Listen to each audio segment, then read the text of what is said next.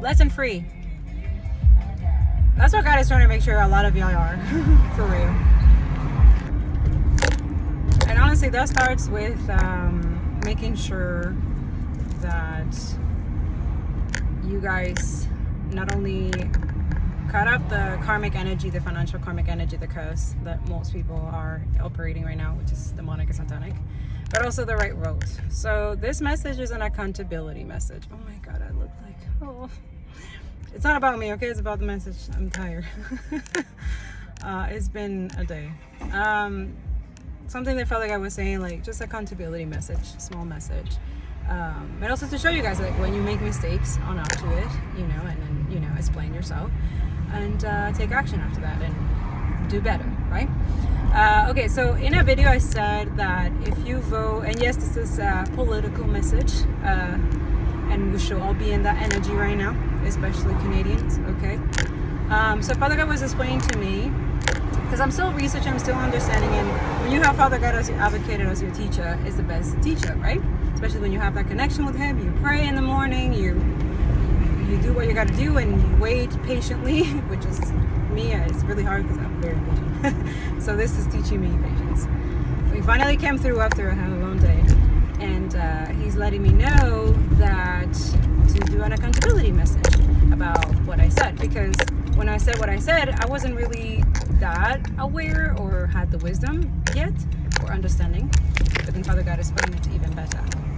So basically we have an opportunity that we have a democratic system, right? And it's very, very good. So basically the vote doesn't really go to waste in per se. Like I said, oh, the vote go to waste, I don't want it to go to waste, and Father God was clear, no, it doesn't, and you're not voting for liberals. So Father God is trying to make sure right now that in the House of Commons in Canada we have enough MPs, which are NDP and Green Party. Right now, when you look at Smart Vote, I was looking at their IG and stuff and checking their polls, and I see that it's pretty low, right? And it's intentional. But Father God is saying that a lot of us, the vote doesn't go to waste, especially because we're cutting the karmic curse of people who have being okay with genocide. There are some who are being rectified and convicted. I feel like a lot of you go to votepalestine.ca and you can see the candidates, those who have pledged. So everybody who pledges, like this is a test for everyone, especially the liberals, okay? So a lot of you, if you're voting for liberals, make sure that your MPs and your communities are pledging into this, because if you vote liberal, it automatically, whatever curse or whatever God has put on the liberals is gonna go to all of you. By the way, the conservatives are already like massively cursed from 500 years ago. So anybody voting for conservatives, they're getting the curse. And a lot of you, it's not just like Father God is, I don't know how to explain, but it's very intense. It's not a karmic cycle that anyone can survive. No boss, no boss, no, nothing is going to, I don't know, I feel like nothing is going to, it's going to be intense. Let me just explain, okay?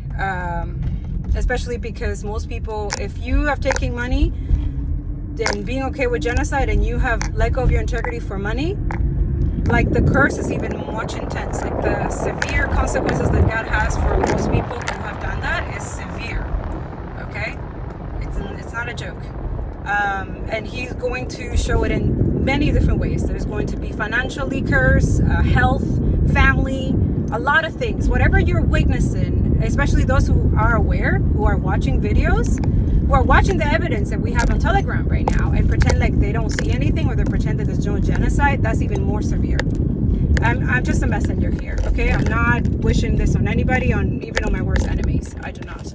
But this is something that He wanted me to put it out there, with also an accountability that what I said, it wasn't because I wasn't aware, but now He's letting me know that that's not how it works here in Canada.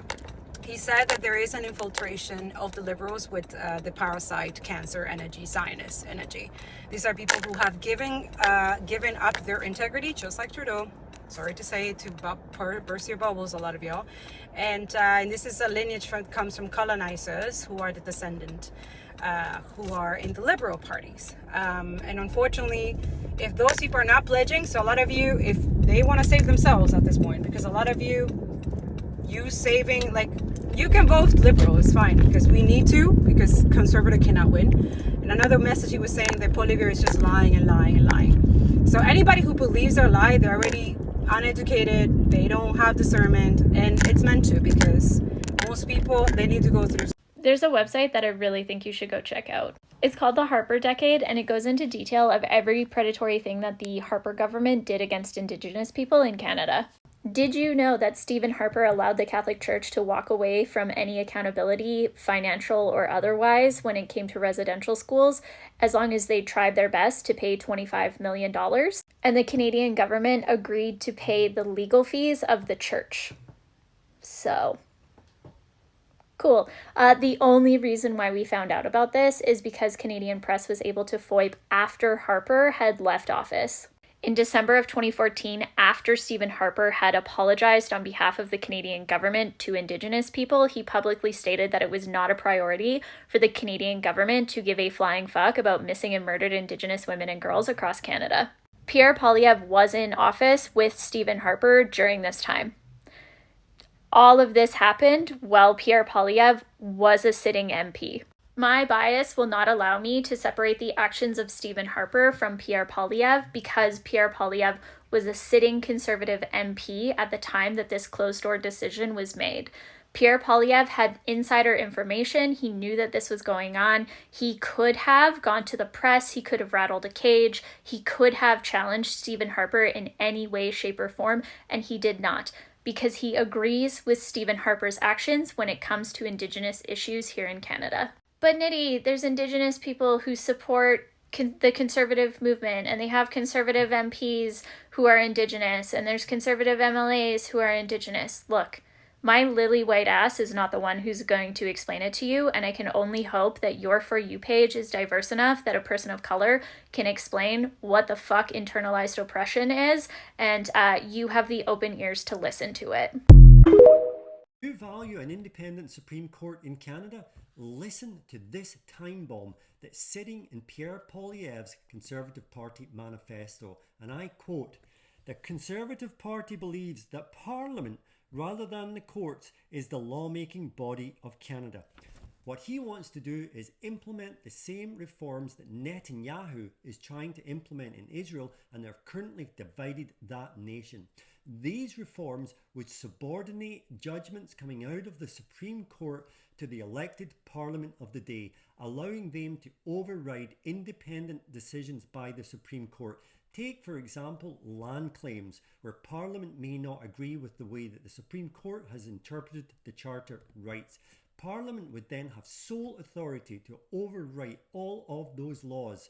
This would create a politicised court, it would remove independence from the court, and it would give politicians the kind of power they do not and should not have in this country. The Supreme Court acts as a check and balance on our Parliament. If you do not wish to see a deeply politicised and weakened Supreme Court in this country, much like what we see in the United States, reject Pierre Poilievre."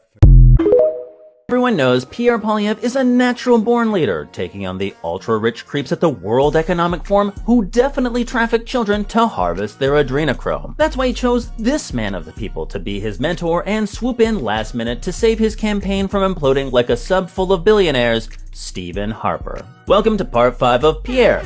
He's just like us. After single-handedly rescuing our country from the Great Recession without any help from his hand-picked Bank of Canada governor, former Prime Minister Stephen Harper became chairman of the IDU, which is a bit like an IUD, except it's a global network of 84 right-wing parties, including the US Republican Party, trying to get all up in your uterus. Like many Canadians, Steve is a small business owner, with a venture capital firm accelerating innovations in blowing up human beings. That's because both Pierre and Stephen know national security is paramount. So the next time some Cuckleberry Finn nags you about how Pierre Poilievre's refusal to get security clearance implies at worst he's a compromised foreign asset guilty of treason, or at best he's the only party leader choosing to remain willfully ignorant over matters of national security, you tell them to shut the f*** up. Because if that were true, then the man who said, and the security sharing, the sharing of security information which is done, to be frank, principally through line agencies, but ultimately comes all the way up to the Prime Minister or the Chief Executive's office. This is obviously very critical. Very critical. Would never have endorsed, without a shadow of a doubt, is Pierre Poilievre. Dive into this very normal web of very normal Canadians who definitely want the best for you and follow along for Fart 6.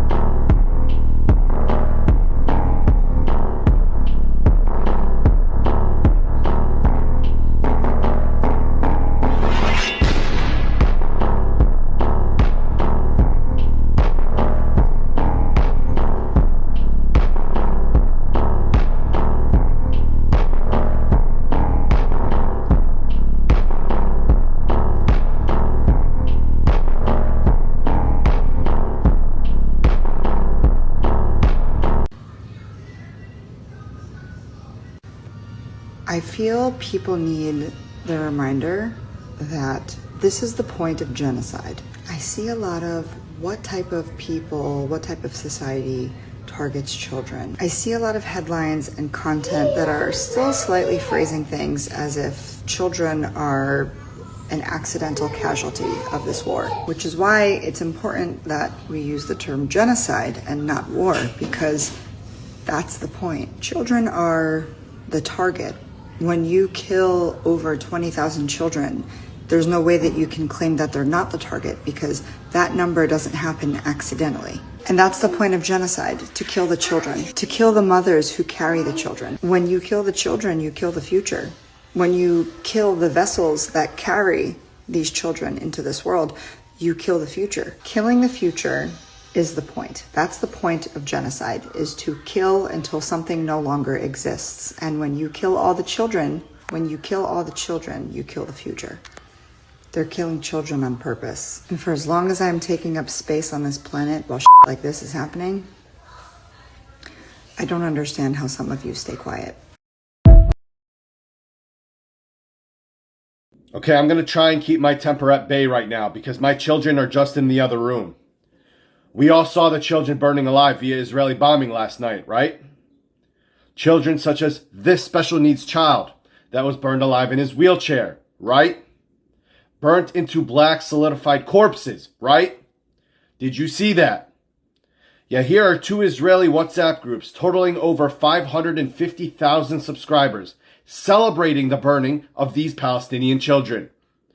This one translates to Al-Mawasi, which is the area in Gaza where Israel bombs displacement tents. How do you like your Nakba? Medium well or well done? This one translates to sale on charcoal for Independence Day. Floor prices. They are referring to using these charred child corpses as charcoal for their barbecues while they celebrate their 77th year of independence. So I'm going to bring this post back up, where Jersey City put up an announcement for our city to help celebrate a demonic, genociding, holocausting ethno-state's 77th year of independence, aka the 77th year since Israel's brutal land theft, occupation, oppression, apartheid, mass murder, rape, hostage holding, and ethnic cleansing campaign, by raising this worse than Nazi flag to fly high over our most diverse city. A celebration Israelis and Zionists are calling to use burned Palestinian child parts as charcoal for their barbecues. Ever since this post went up and I called them out publicly, they were flooded with comments expressing utter disgust from people all over the world. It was embarrassing to the Zionists, where there were 850 plus comments from pro-Palestinians versus their 6 comments. And these cowards, rather than taking the post down and reading the room to cancel this Nazi party of theirs, they left the post up, removed and turned off all the comments, and pushed it to their Zionist Beitar-loving terrorist friends to like and share. So I have a call to action.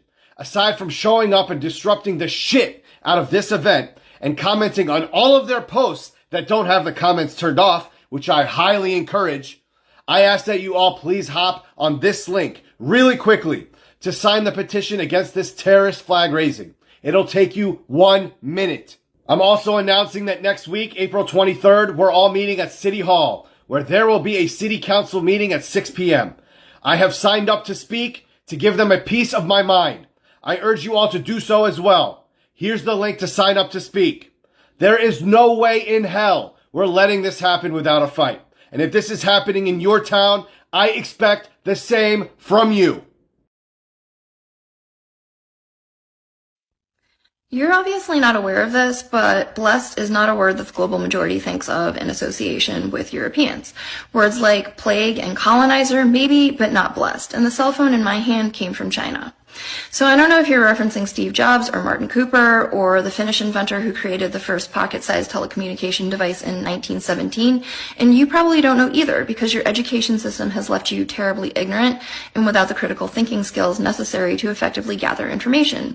Because you believe that most great inventions can be attributed to one white person, as opposed to recognizing that the patent system is how white people colonize intellectual property.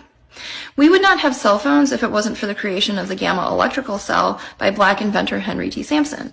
And most of our cell phones would not have microphones in them if it wasn't for the particular microphone that was created by black inventor James Edward West. The creation of the first digital network, 1G, was launched in Japan, and then black electrical engineer Jesse Russell pioneered the creation of 2G, which launched in Finland first. 3G launched in Japan, 4G launched in Norway, 5G launched in South Korea, and 30% of the world's cell phones are manufactured in China. Because we, of the global majority, recognize that collective humanity has the ingenuity and creativity of one another to thank, whereas a lot of European Americans are laboring under the delusion that the rest of us have white people to thank. And it's this narcissistic ignorance that causes people like you to do embarrassing things, like leaving comments about Europeans and cell phones on a video about systemic anti-black racism in the United States. And while that could be written off as a comedic and senile non sequitur, we recognize it as a desperate attempt to center yourself in a conversation that has nothing to do with you. The irony being that white people like to say not all white people and they shouldn't be held accountable for the misdeeds of their ancestors, yet they want to be associated with the greatness of the things that they think they invented. If you haven't done this yet, here's why you should. This is Usman Noor. He's a human rights lawyer who spent years fighting for Palestine. While he worked for Stop Killer Robots, he also lobbied at the UN. He's worked at the UN in other ways too. The point is he knows the ropes, and in this video he tells us exactly who to email at The Hague and how it can stop the G-side. So please, set a timer for 6 minutes and do this. It's easy, we haven't tried it yet, and it could have real results. Please do this now. We've just launched a campaign to mobilize an international military force to stop the genocide. If you agree that this is needed, join us at Protect Palestine and listen to the next couple of minutes for instructions on how to make this succeed. There are already 8 states that are in a strong position to form an armed coalition to be deployed to Palestine. These states formed the Hague Group for Palestine in January 2025 to work together to, quote, end Israeli occupation of Palestine and remove obstacles to the realization of the right of the Palestinian people to self-determination, end quote. The states are Bolivia, Cuba, Colombia, Honduras, Malaysia, Namibia, Senegal, and South Africa. Together, these states have the power to conduct a military intervention to stop the genocide, protect civilians, ensure unhindered aid, and help achieve Palestinian liberation. This cannot be done through the UN system because the USA has a veto over the Security Council, but it can be done in accordance with international law under the doctrine of humanitarian intervention to prevent genocide. This requires public pressure on them to act now.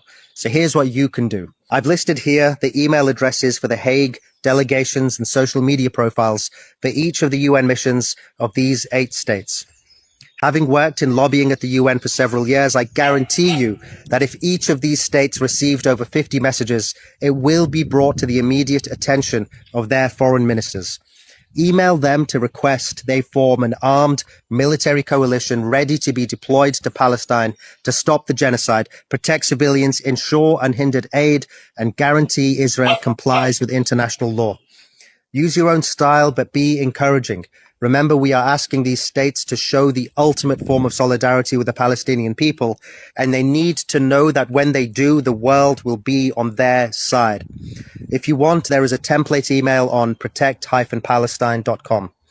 After you've emailed them, make a public post to their social media accounts to let them know that you have. This will take 5 minutes of your time, but if we act together, it will ensure the demand is immediately put on the international agenda. Thanks for watching, and follow Protect Palestine at ProtectPal on X, where we will keep track of progress. Me now to show you 5 maps. The first one is historic Palestine. This is the territory over which the Palestinian people should have been able to exercise their right to self-determination. Instead, the General Assembly recommended the partition of Palestine, ignoring the will of our people as shown in the second map. With the Nakba that ensued, over 2/3 of our people were systematically and forcibly expelled by Israel, and 3/4 of Palestine became Israel, as shown in the third map. This was the start of the Nakba, the dispossession, the displacement and replacement of our people, the denial of rights and discrimination that continues to this very day. In 1967, Israel then occupied the remainder of Palestine, and from the first day of its occupation, started colonizing and annexing the land with the aim of making its occupation irreversible. It left us with a collection of disconnected Bantustans, preventing the independence of our state, as shown in map 4. Israel wanted the geography of Palestine, but not its demography.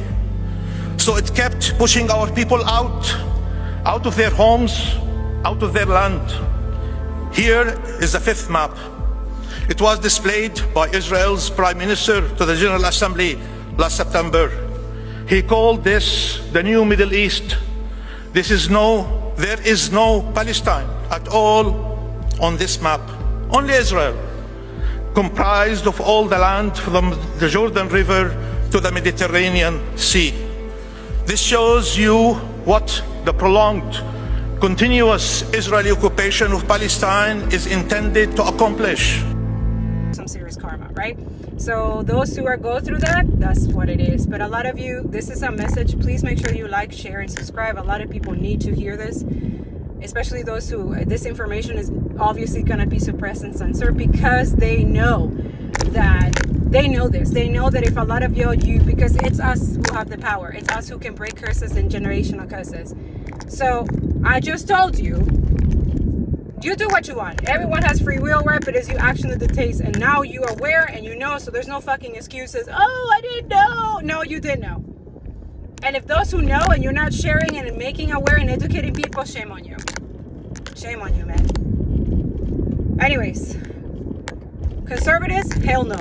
Father God is saying, like, there's severe punishment for that, intensely, especially those who are okay with genocide, especially in Palestine, Congo, in Sudan, anywhere in the world. Like, they choose money over pride, money, greed, over humanity, over, our planet as well, because we are connected to the planet, not separated. So conservatives, they don't care about people of color, they don't care about indigenous people, and they definitely don't give a shit about our own planet that we share together. Okay? Now, he said the liberals as well, they have salvation. They can be saved. Even conservatives, I'm not saying no. Like, if they pledge to, and they, I don't know, but he said no conservative, no liberals. For a lot of you, he already told you. Even me, I was like, oh, I'm going to work liberal because, there's more majority of votes. And he's like, if you do that, curse you. I was like, oh, shit. Sorry for swearing, but I was like, yeah, no.